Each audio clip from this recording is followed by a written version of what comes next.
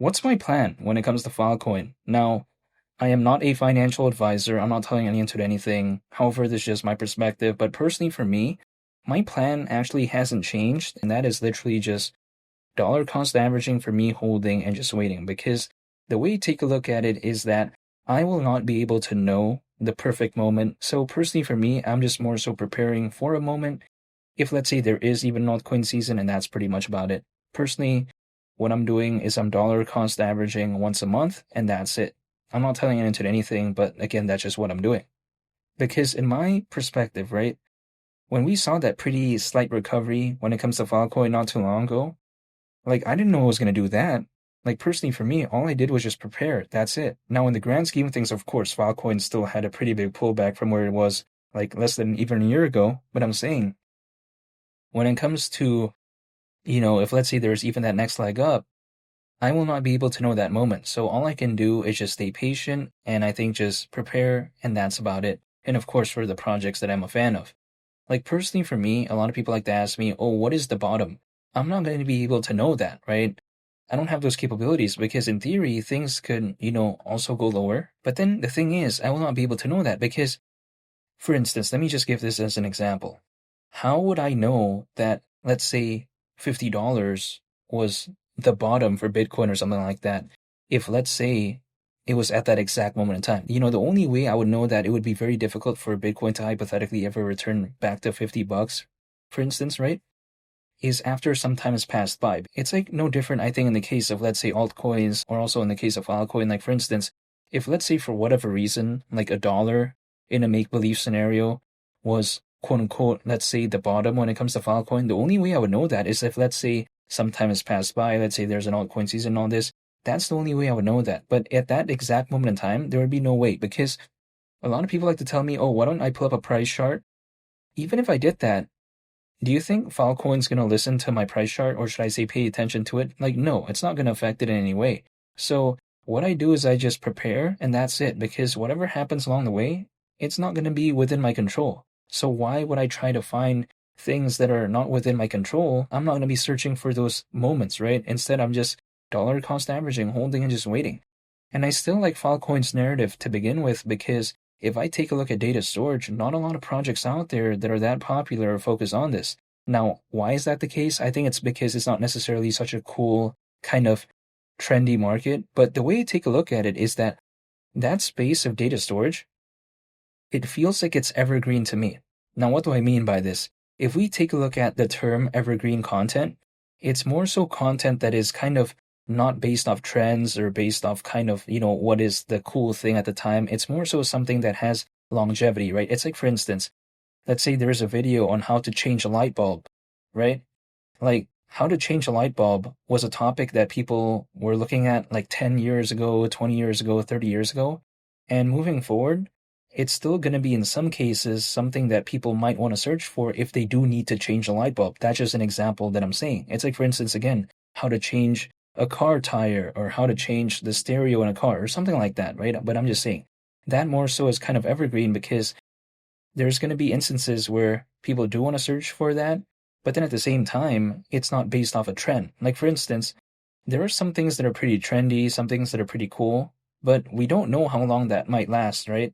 It's like, for instance, how to, do a specific dance move that may be cool at the time, but who knows if it's going to be something that people want to search for or look for, let's say, a year later, 3 years, 5 years later. That's just the way to take a look at it. So when it comes to being focused on data storage, again, data storage has been a pretty big narrative, like before even Filecoin, appeared as a project.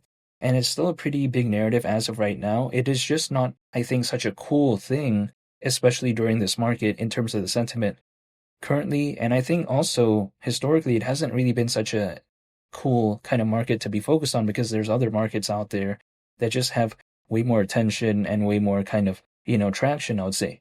But it doesn't necessarily mean that I think this is a bad thing for Filecoin because, again, by them choosing to be focused on, primarily speaking, I would arguably say an evergreen type of market, the way I take a look at it, it just more so gives them hypothetically a little bit more longevity because it's not tied to like a trend or a specific kind of, cool thing that's going on.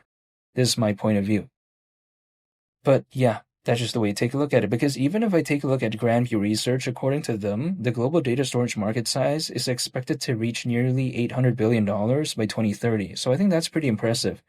And my point of view is that sure, $50 when it comes to Filecoin is around a 23x from here.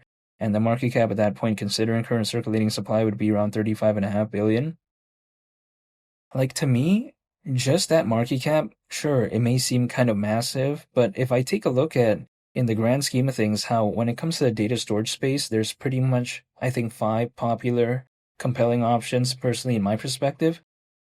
Like that figure, I don't think is something that would, I think, necessarily be so outlandish if maybe it were to even happen, but who knows, right? That's just my perspective. Because if I take a look at Filecoin, I think it is arguably by far the most popular project within this data storage space. Because if I think about it, what is number two? I would arguably say it's something like Jasmy in terms of popularity. But of course, we take a look at Arweave, we take a look at Filecoin, we take a look at something like, for instance, Storage, or should I say Storj, that's how it's spelled, right? But then, you know, depending on the way it's pronounced, sometimes it's Storj, sometimes it's Storage.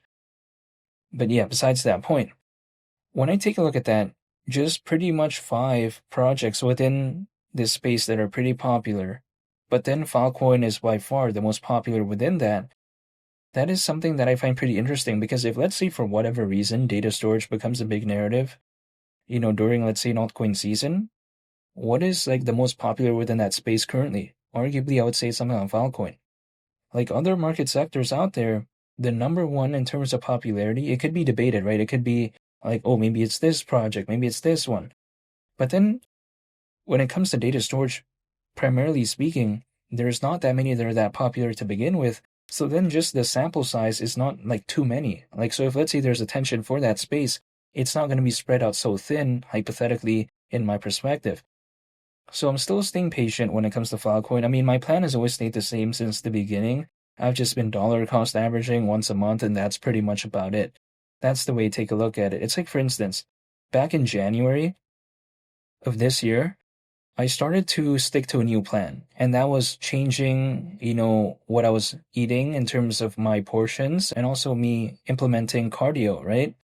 Now, I am not telling anyone to do anything, but I just want to show, a picture of me from back in January, so less than a year ago. Why did I do that? I mean, I have no idea. Just randomly, I wanted to do that, but no one told me to do it. But yeah, when it comes to that, I just stuck with my plan. I just kind of did what I wanted to do initially, and I just kind of went through with it until right now. So yeah, I mean, when it comes to Filecoin, I'm just doing that as well. When it comes to just treating it as a plan that I set out in the beginning, I'm not telling anyone to do anything, but again, the plan was just a dollar cost average once a month, and that was about it. So yeah, I've been doing that, but sometimes you have to say, oh, but what's happened? There's no altcoin season, all this. Totally aware of that.